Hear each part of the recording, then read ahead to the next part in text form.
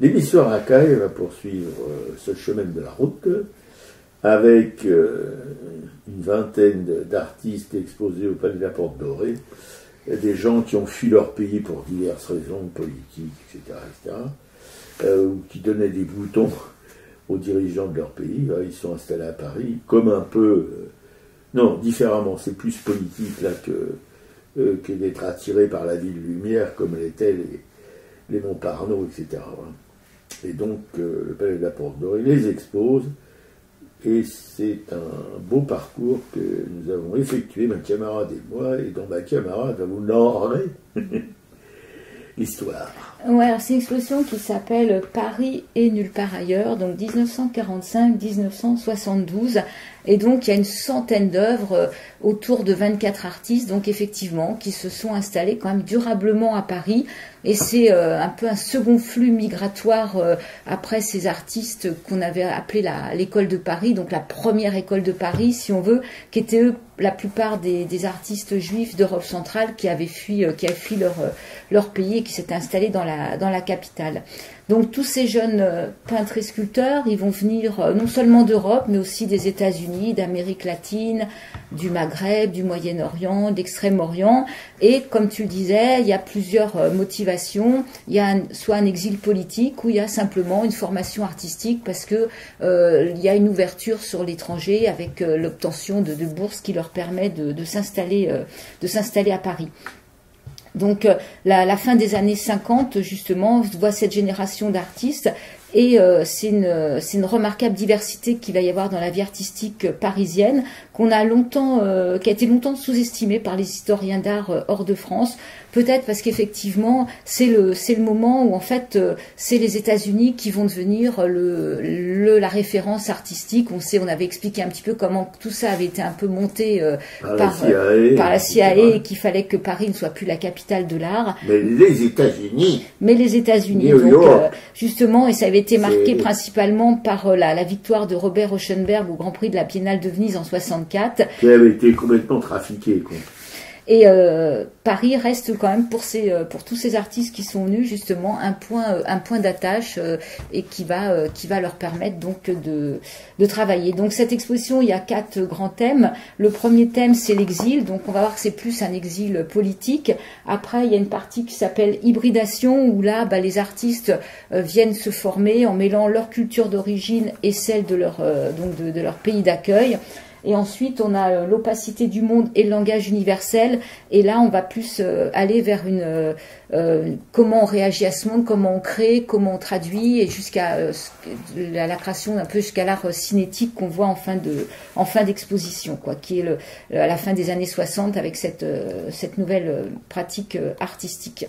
Donc, dans la première partie, moi, j'ai beaucoup aimé justement ces premiers artistes qui se sont exilés. Alors, on a 6 artistes. On a Alice Penalba, dont on a vu des sculptures en bronze que tu aimais bien justement, qui représentaient des arbres. Oui, tout à fait. Voilà.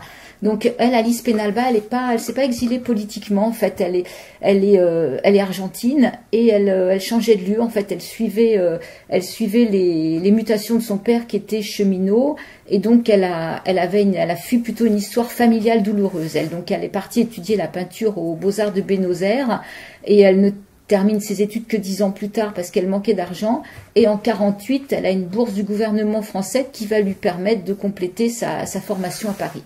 Donc là, elle va s'y installer, et elle va chercher autant une nouvelle vie que à renouveler son travail artistique. Donc elle va apprendre la gravure et la sculpture auprès d'Ossip Zadkine. Donc ensuite, elle abandonne la peinture et elle va plus développer son langage sculptural dans son atelier de Montrouge. Donc voilà la première artiste qu'on peut voir dans le début de cette exposition. Ensuite, on a Eduardo Arroyo. Donc lui est un Espagnol. Alors lui, il va vraiment travailler sur la condition de l'exilé, parce qu'il va faire une critique du régime fasciste de Franco, qu'il a fui dès 1958, et donc il est arrivé à Paris. Donc Eduardo Arroyo, lui, se destinait à être journaliste, et donc au départ, il connaît toute la force de persuasion des images, et en fait, rapidement, il va aller vers une peinture figurative. Donc il y avait quelques grands tableaux qui de son travail, et donc il va rester proche des artistes de cette figuration narrative, et il va même devenir un pilier de ce mouvement. Donc il est vraiment engagé aux événements de mai 68 aussi. Il sera expulsé d'Espagne en 74 parce qu'on va trouver que ses compositions détournent les valeurs et les symboles du franquisme, et donc il obtient un statut de réfugié politique en France et ne pourra retourner en Espagne qu'après la mort de Franco. Voilà. Et donc on peut parler de ce qu'on a vu d'Arruyo. Je ne sais pas si tu te souviens des tableaux qu'on a vus. Il est habillé en Robinson Crusoe là. Oui, non, mais il y a même une photo où on voit dans son atelier habillé en Robinson. Il travaille. Alors c'est comme il a des hardes quoi sur lui et des souliers, enfin des espèces de choses en tissu autour des jambes, etc. C'est assez comment on pourrait dire, ça en fout un grand coup dans la tronche. Voilà. Et son style pictural, c'est un style qui fait un peu penser au pop art quand même. Oui, absolument, absolument. Oui, c'est le pop art que, personnellement, je déteste cordialement, mais bon. Lui, c'est pas tout à fait du pop art, on sent des influences, mais ça reste un peintre ça reste une peinture aussi très typée espagnole, de mon point de vue en tout cas. Non, c'est... Dans cette première partie de l'exposition, avec lui, avec l'autre peintre... après, il y avait Antonio... il y avait aussi Antonio Seguil, qui est argentin, lui, et qui avait étudié les beaux-arts en Argentine, puis en Europe, en Espagne et à Paris. Et effectivement, quand il commence à être connu, il fait un long voyage, et là, il traverse l'Amérique latine, et il va s'installer aussi, il va à un moment s'installer à Paris. Et donc, il représente surtout, je crois, l'archétype... non, il est pas très détaché, je veux dire, de son pays d'origine, de l'Argentine, avec des personnages, avec des chapeaux, toujours des chapeaux. C'est un peu des stéréotypes, je suppose, argentins, et des paysages, des villes, surtout, avec beaucoup de personnages. Ça fait un peu BD. C'est un petit peu un travail qui est entre enfin, on peut dire deux hémisphères. Il y a le côté critique, un peu humoristique, BD, voilà, et puis il inclut aussi dans son travail des volumes, des découpages, etc.,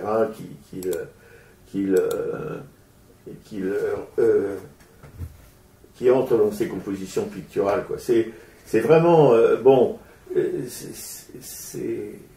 peut pas dire que ce soit naïf, mais c'est plus proche de quelque chose d'une expression populaire, un petit peu, qui fricote aussi un petit peu avec l'art brut, avec des choses comme ça. Mais en tout cas, c'est toujours, malgré l'impassibilité de ces personnages qui semblent un petit peu en dehors du temps, en dehors de tout, voilà, il y a un côté quand même très ludique dans sa peinture, très coloré, voilà, il y a beaucoup de mouvements en tout cas. Alors lui, il est arrivé à Paris en fait en 63. Il venait à l'occasion de la Biennale où là il représentait l'Argentine. Donc là, il a eu du succès, s'est installé à Arcueil. Et en fait, après, il y a eu ce putsch militaire en Argentine. Donc il n'a pas pu retourner. Il n'est pas retourné dans son pays.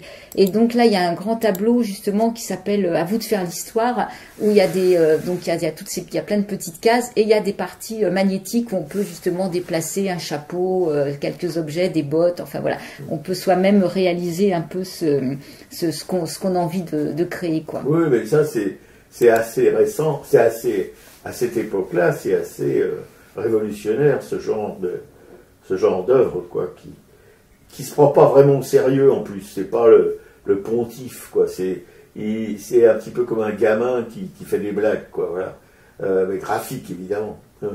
Non, c'est une période, je crois, une très grande période, très très libre du point de vue de la création picturale, en tout cas. Et on sent un souffle là, quelque chose.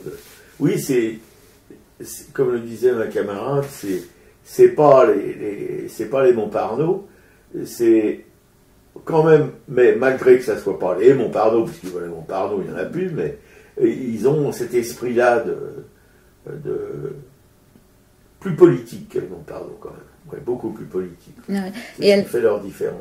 Ouais. Et alors, dans cette exposition, pour chaque artiste, il y a souvent une petite vidéo, un entretien qu'il y avait eu dans des émissions de télévision, et une petite phrase qui parle de leur ressenti justement d'exilé. Alors, par exemple, pour Antonio Segui, c'est maintenant encore à Paris, je me sens un peu de passage, je me sens toujours très argentin, malgré tout le temps passé ici. Je n'ai jamais perdu le lien avec mon pays, je n'ai jamais eu de problème de déracinement. Et quand je pouvais venir régulièrement en Argentine, je le faisais, mes valises ont toujours été prêtes. Et ça, c'est intéressant parce qu'effectivement, dans cette première partie, on sent tous ils ont toujours cette double de culture, quoi. Par exemple, Arroya disait pourquoi je vis à Paris, une ville si morte, si désespérément indifférente. Effectivement, rien n'encourage à rester et rien non plus à partir, donc restons. Alors, il y a un autre artiste dans cette première partie, c'est Hervé Télémaque. Hervé Télémaque, lui, est haïtien. Et il a une œuvre qui a aussi beaucoup d'humour et d'ironie, qui a grandi à Port-au-Prince dans un milieu francophone et lettré, qui a étudié l'art à New York, et il quitte New York en 1961 parce qu'il va fuir le racisme de ce pays, et il s'installe à Paris, et lui il se rapproche des surréalistes, voilà, sans adhérer complètement au groupe des surréalistes. Et donc ces œuvres il y a des images, il y a des figures, des objets de culture populaire. Et est-ce que tu te souviens un petit peu ce qu'il y avait? C'est lui qui a fait une œuvre avec une sculpture justement, je crois, avec des matériaux de la terre. Ça dit quelque chose, non? Il a fait des assemblages d'objets ou des collages, non? Si, oui. Je ne m'ai pas très assuré quand même. Non, parce que je te dis, j'ai fait une fixette sur quelques artistes comme Arroyo, comme l'Argentin. Antonio Segui. Ouais, voilà. Des gens comme ça, mais c'est ce qui m'a... Je me suis focalisé là-dessus, et toute l'expo, je les avais dans la tête, quoi, voilà. Je n'ai pas réussi à... Parce qu'il y avait l'art cinétique, il y avait plein de choses comme ça intéressantes. Il y avait aussi même des tapisseries arabes, enfin c'est peintes à la main, enfin des dessins sur des tissus un peu bruts, des peintures en tout cas. Mais bon, j'ai pas. Après, si tu veux, après cette première partie, ça tient.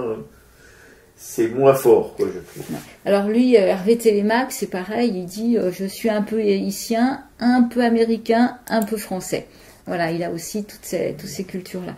Il y avait aussi Dado. Alors Dado, on en avait déjà parlé parce que c'est Daniel Cordier qui l'avait repéré, qui l'avait exposé.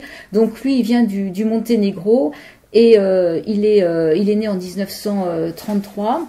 Et il est né un peu avant la guerre et l'occupation nazie de son pays. Et il a étudié donc aux Beaux-Arts de Belgrade, et il part en 1956 pour partir. Et c'est là qu'il va rencontrer donc Daniel Cordier, qui va le propulser sur la scène parisienne. Et Daniel Cordier est impressionné par ces toiles qui représentent des bébés. Donc je sais pas, il y avait une grande toile, effectivement, c'est plein de corps de bébés entremêlés les uns aux autres.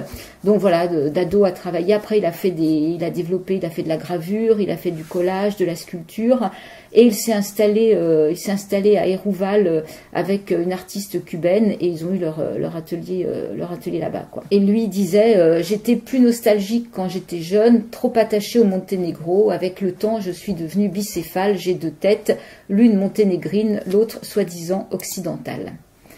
Et donc ce tableau dont on parle s'appelle Les Limbes, donc c'est vraiment un grand format. Et c'est comme on imaginait que les limbes, c'était le lieu de séjour des enfants qui étaient morts sans baptême, quoi.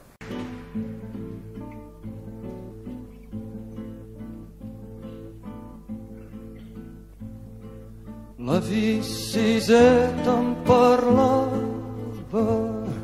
de bon matí al portal, mentre el sol esperaven i els carros veien passar.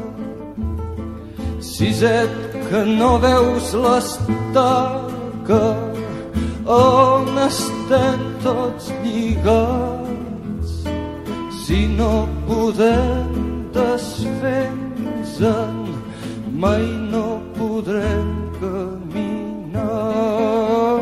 Si estirem tots, ella caurà i molt de temps no pot durar. Segur que tomba, tomba, tomba, ben corcada deu ser ja. Si tu l'estires fort per aquí i jo l'estiro fort per allà, segur que tomba, tomba, tomba i ens podrem alliberar. Però si et fa molt temps ja, les mans se'n van escorxar i quan la força se me'n va, ella és més ampla i més gran. Ben cert sé que està podrida, però és que si costa tant que cops la força m'oblida. Torna'm a dir el teu cant, si estirem tots, ella caurà i molt de temps no pot durar.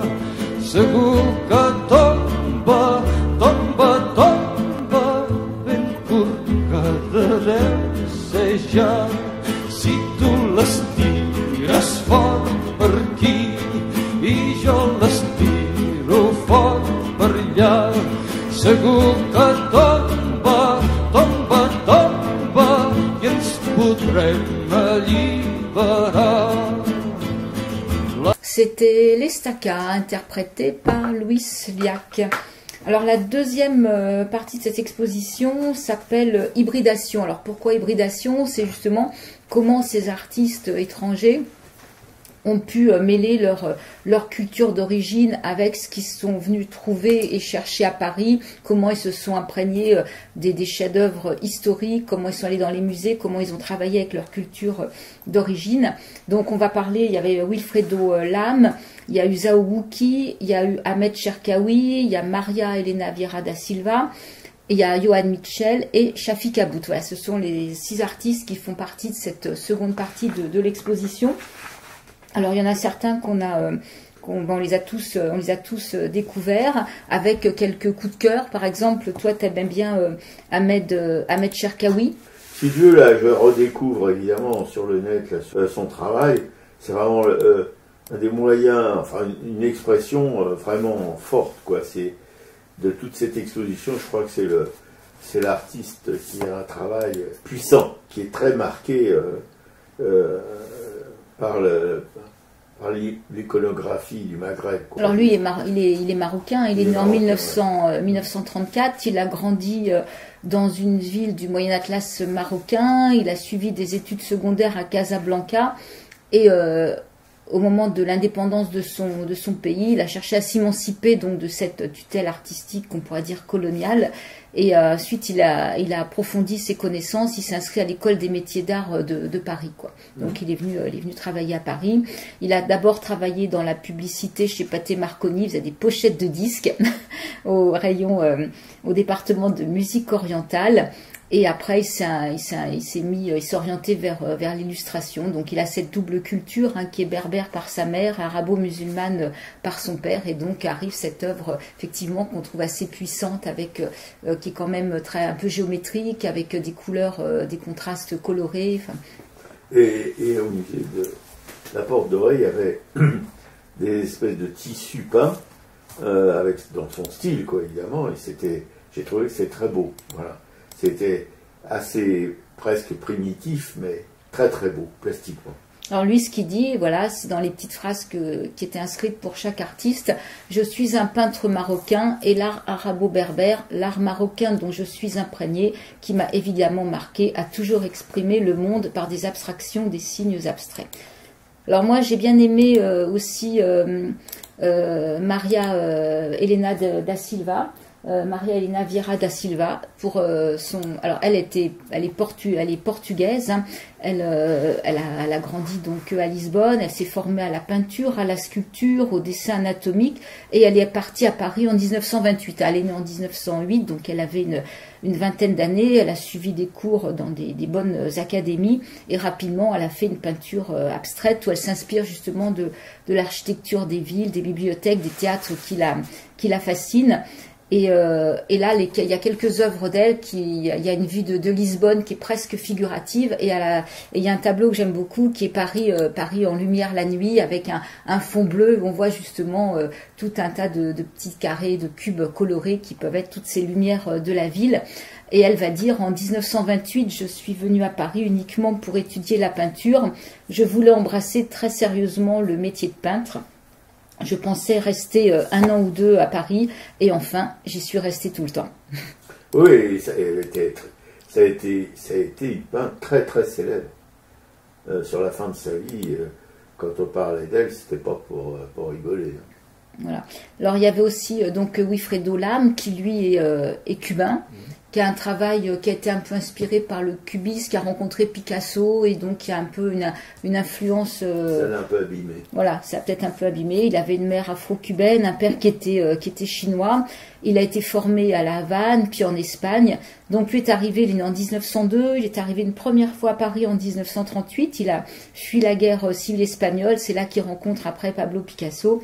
Et il se passionne aussi pour les arts africains qui, à l'époque, à Paris, étaient vraiment en vogue avec tous ces masques primitifs dont chacun s'est inspiré dans son travail. Voilà, après, il s'est exilé pendant la Seconde Guerre mondiale. Il est allé à Marseille, il est allé en Martinique, il a rencontré Aimé Césaire, il est retourné à Cuba. Et voilà, il a quand même pas mal bougé. Il y avait Iba Ndiaye, qui est un peintre sénégalais aussi. Donc, qu'est-ce que j'avais dit? Et il y a Yohan Mitchell aussi qui.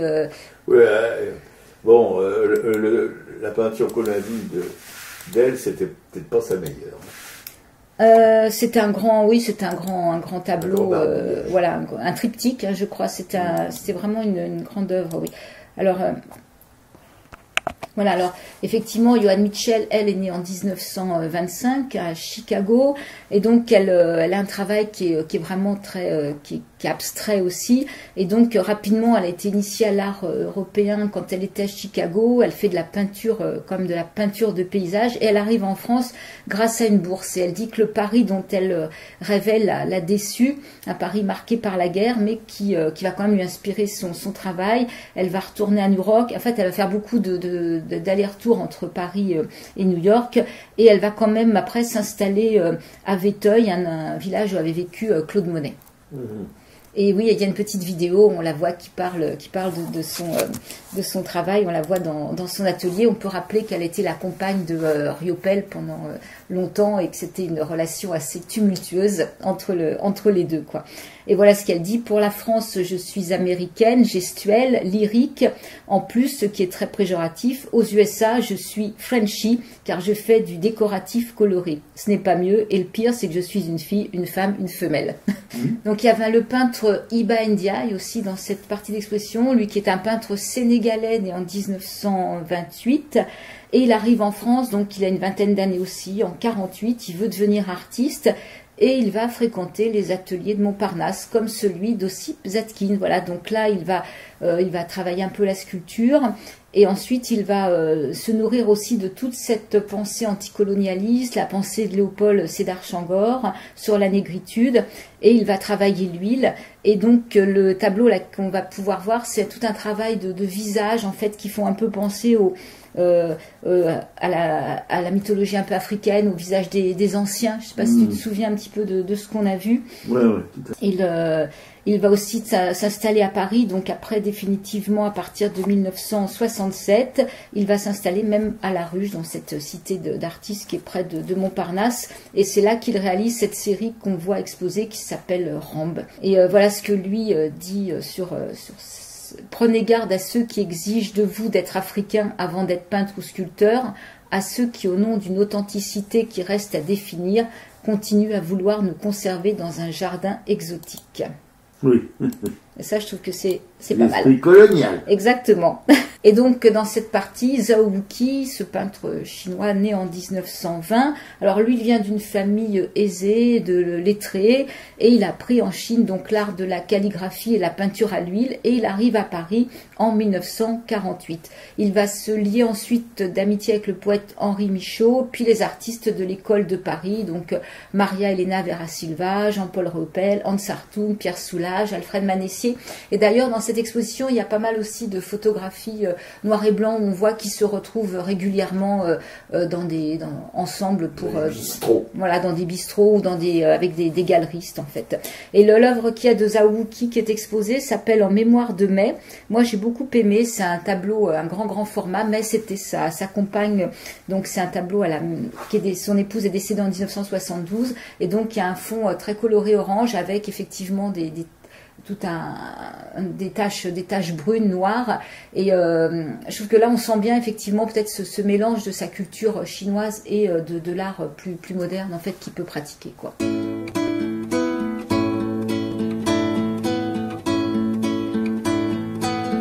Je veux te raconter Kissinger, l'histoire d'un de mes amis. Son nom ne te dira rien, il était chanteur au Chili. Ça se passait dans un grand stade, on avait amené une table. Mon ami qui s'appelait Jara fut amené tout près de là. On lui fit mettre la main gauche sur la table et un officier, d'un seul coup avec une hache, les doigts de la gauche a tranché.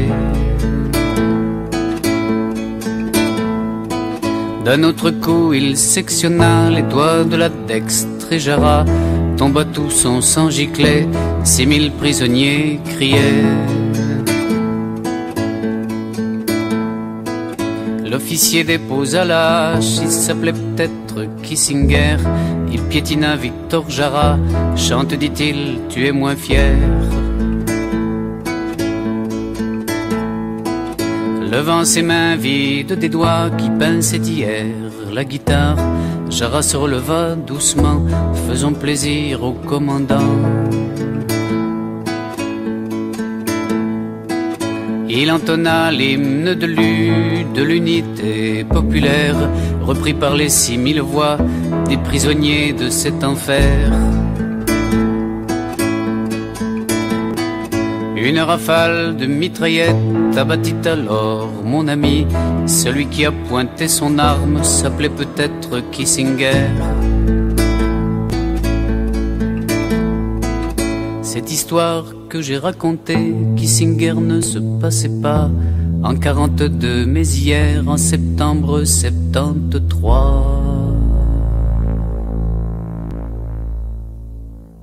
Donc c'était Lettre à Kissinger, Julos Bocarn. Donc après, on va terminer avec la troisième et quatrième partie de l'exposition qu'ils ont appelée Opacité du monde et langage universel. Donc là, on a des œuvres qui commencent à être un peu différentes. On a un travail des artistes en fait qui vont travailler avec des objets. Donc on a un artiste qui fait des tableaux, ce qu'il appelle des tableaux pièges, ouais, où il met des objets en relief justement. Il met par exemple une table, il a collé les pieds, on lui fixait les pieds. Et voilà, sur le format, et donc la table c'est une vraie table, voilà, mais qui est parallèle au sol, avec des objets dessus aussi fixés dessus, voilà, c'est intéressant comme, mais bon.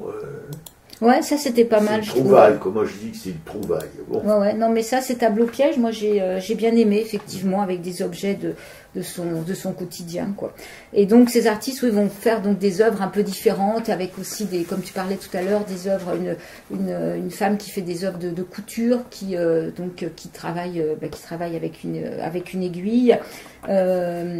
Il y a après, donc la dernière partie, ça va être plus vers le langage qu'ils appellent langage universel. Donc là, on arrive sur l'art cinétique. Bon, nous, on a trouvé ça plus glacial, en fait, plus difficile d'adhérer. Et justement, je trouve que c'est un peu le défaut de l'affiche de cette exposition, c'est qu'ils ont mis un tableau de Vasarely comme affiche, et du coup on n'a pas eu envie d'y aller en se disant que ça manquait d'émotion, alors que finalement cette exposition il y a quand même de belles œuvres exposées. Oui, elle est importante dans ce qu'elle souligne quand même, que ces artistes étrangers là, ils sont 24, mais en fait ils ont été quand même beaucoup plus que ces 24 là à venir à cette époque-là et à apporter aussi quelque chose à l'art français, enfin toutes ces hybridations, tous ces mélanges. Et c'est quand même une exposition, là il reste quelques jours, donc c'est quand même une exposition intéressante, quoi. Oui, oui, tout à fait. Non, mais on donne notre ressenti, mais c'est notre ressenti. Vous pouvez évidemment, chacun de nous peut y trouver sa provence, quoi. Ah, c'est ça, les expositions muséales, c'est toujours des événements ou des non-événements. Voilà, il n'y a pas de règle vraiment. Si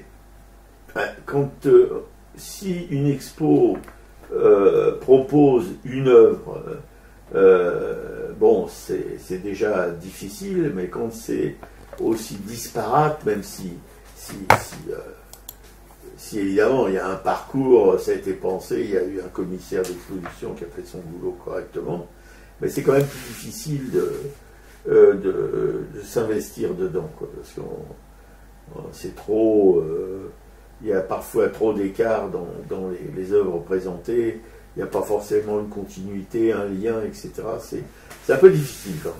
Ouais, voilà. Et moi, ce que j'ai bien aimé quand même, c'est qu'à chaque fois, il y a quand même une biographie de l'artiste, son parcours, pourquoi il était venu à Paris, et souvent un petit extrait donc vidéo et une petite phrase qui caractérisait ce pourquoi il était souvent même resté à Paris, quoi. Quel était son ressenti avec ces doubles cultures. Par exemple, Vasarely va dire: pour ma part, ma place, je le sentais, était à Paris. C'est seulement là que je pouvais, en dépit des événements, continuer à faire la seule chose qui m'intéressait, qui était ma raison de vivre, chercher et créer.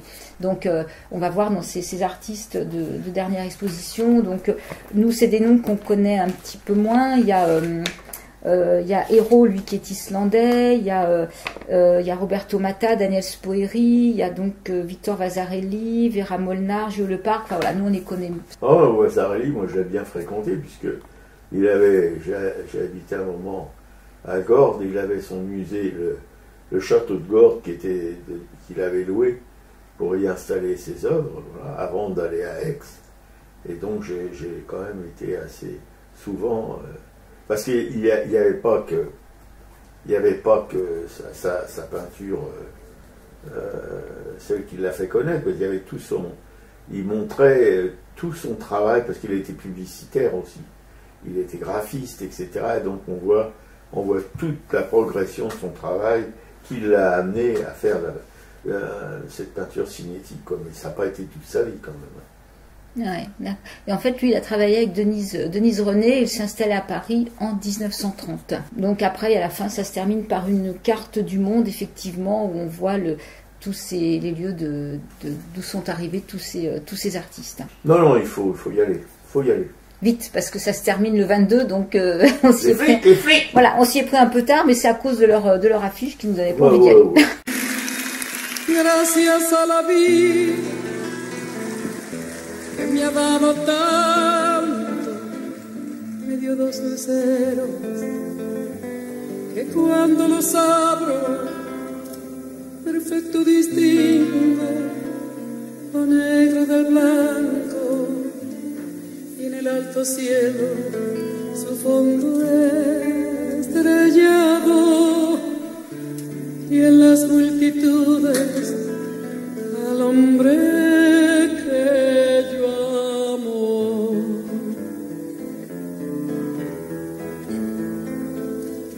Gracias a la vida que me ha dado tanto, me ha dado el sonido y el abecedario con las palabras que pienso y declaro, madre, amigo, hermano, y luz alumbrando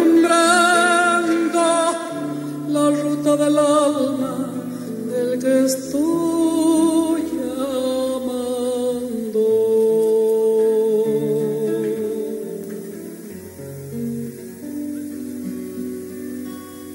La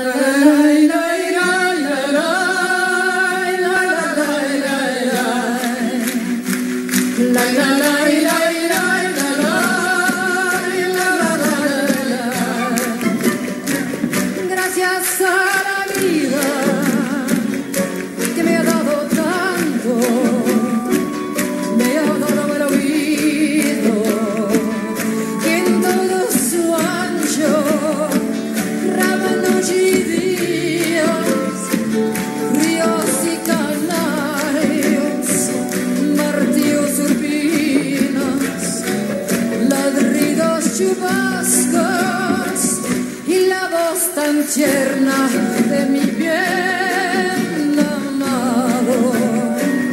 La la la la la la la la la la.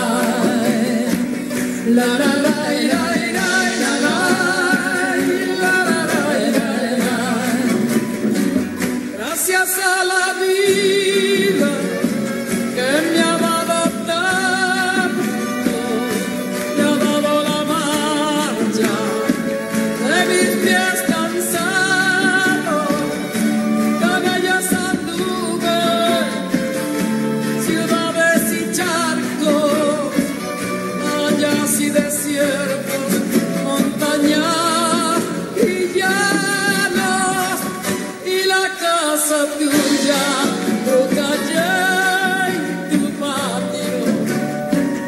La la la la la la la la la la.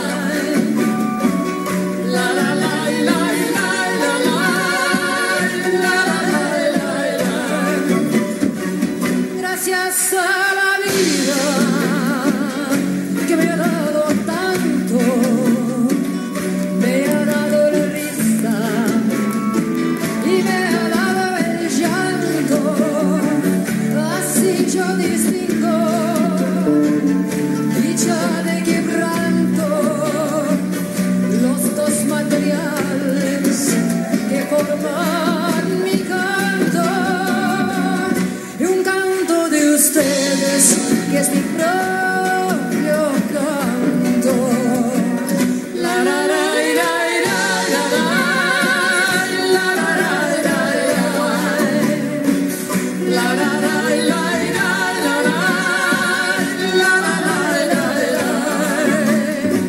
Gracias a la vida que me ha dado tanto, de mi corazón que quita su marco cuando miro el fruto del cerebro humano, cuando miro el fuego tan lejos del mundo, cuando miro el fondo de sus ojos claros. La la la la la la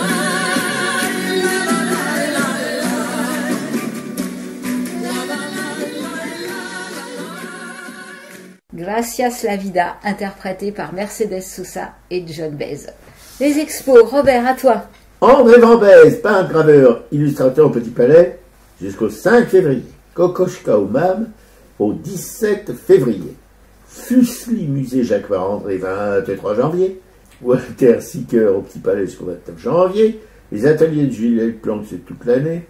Expo Zadkine au 2 avril. Baya à l'Institut du Monde Arabe au 26 mars.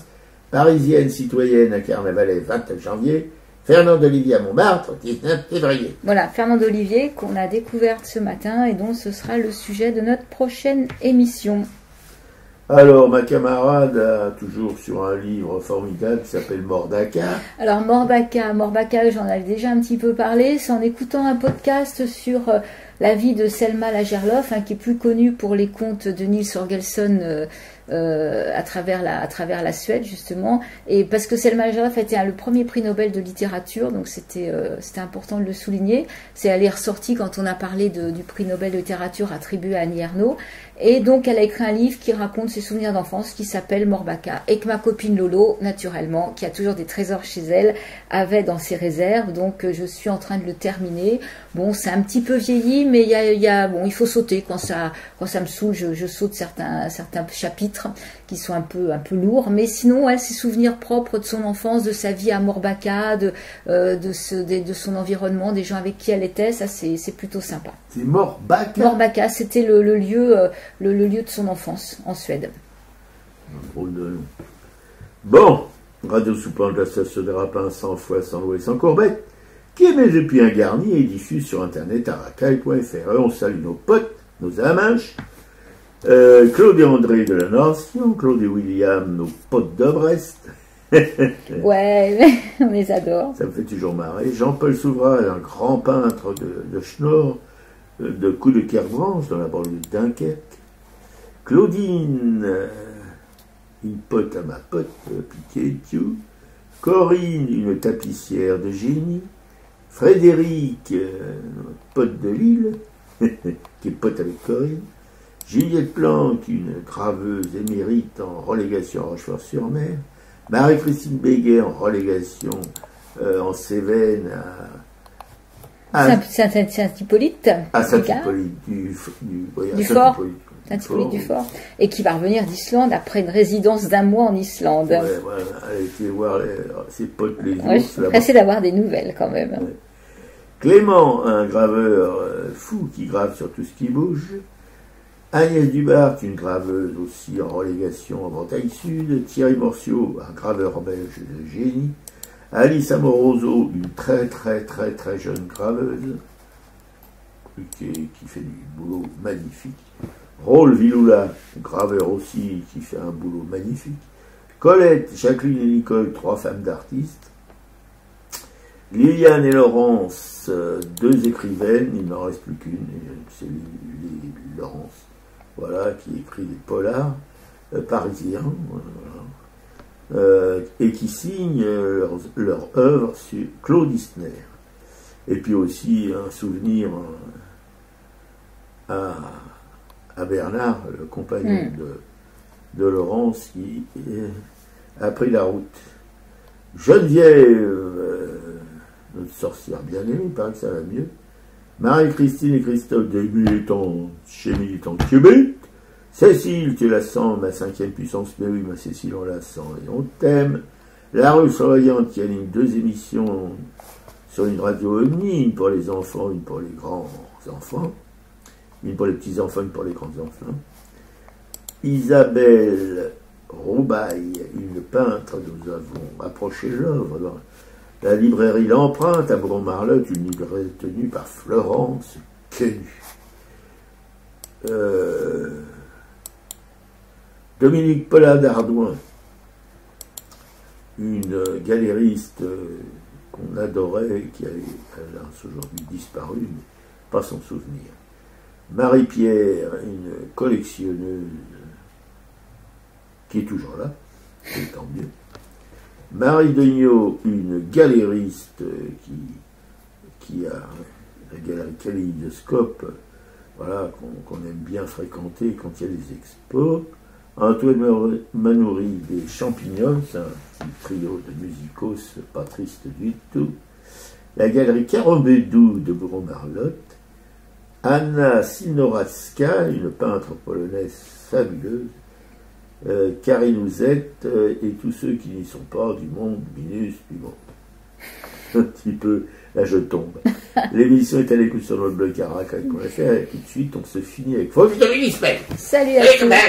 Salut. Salut.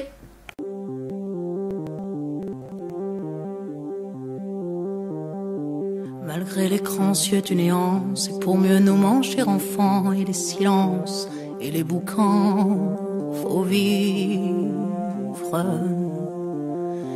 Et bien qu'aveugle sur fond de nuit, entre les gouffres infinis des milliards d'étoiles qui rient, faut vivre. Malgré qu'on soit pas toujours beau et que l'on ait plus ses 16 ans et sur l'espoir un chèque en blanc, faut vivre. Malgré le cœur qui perd le nord, au vent d'amour qui souffle encore et qui parfois encore nous grise, faut vivre. Malgré qu'on n'ait pas de génie, n'est pas Rimbaud qui veut pardir et qu'on se cherche un alibi. Malgré tous nos morts sans coquette qui errent dans les rues de nos têtes, faut vivre. Malgré qu'on soit brave et salaud, qu'on ait des complexes à gogo et qu'on les aime, c'est ça le pire, faut vivre.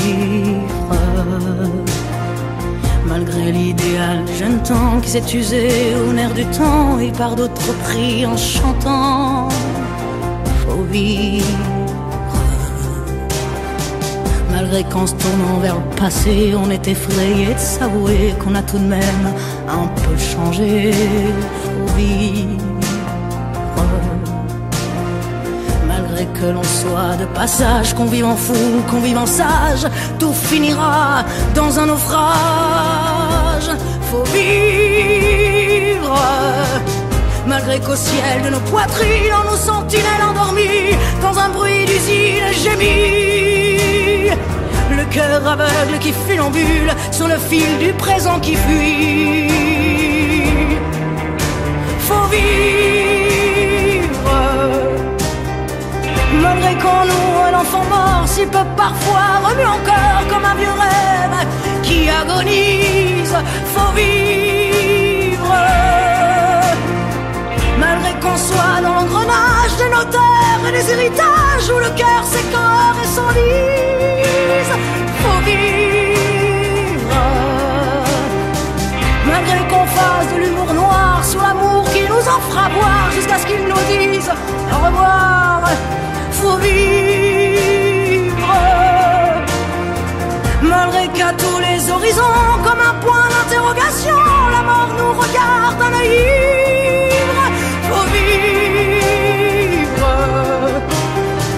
Malgré tous nos serments d'amour, tous nos mensonges jour après jour, et bien que l'on n'ait qu'une vie, une seule pour l'éternité, malgré qu'on la sache rater, faut vivre.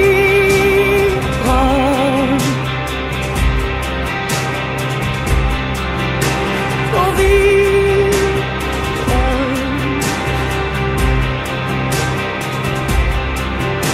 Faut vivre. Faut vivre.